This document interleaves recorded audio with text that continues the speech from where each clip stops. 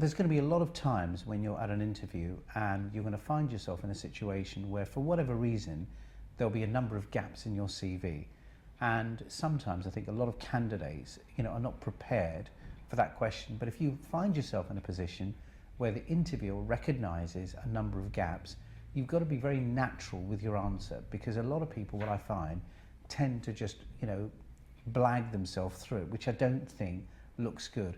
I think there might be genuine situations where maybe you had a sabbatical, or maybe you had a situation where you were travelling abroad. I think whatever the answer is, be open, be honest, and make sure that you can reflect that answer in a way that doesn't make you look irresponsible, where maybe you just, were in a period where you weren't working for 3 to 6 months.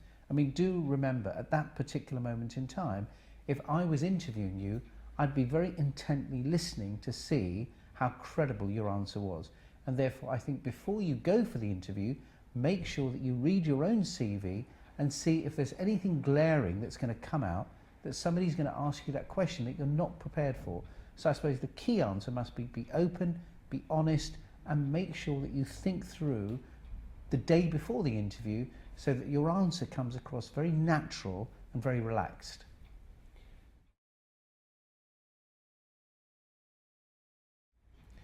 The strangest thing, I suppose, for me, I met, it was a candidate, she was a female, and we were looking for a lawyer, and there was about 9 months of a gap, and I said, oh, by the way, I just noticed your dates didn't add up. What were you, what happened in that gap?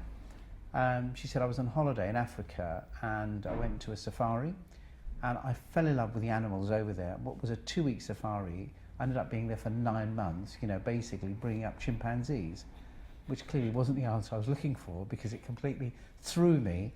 But you know what? In a funny sort of way, it was great, because it went right over my head. She said it so naturally. It was such a ridiculous answer that it had to be true.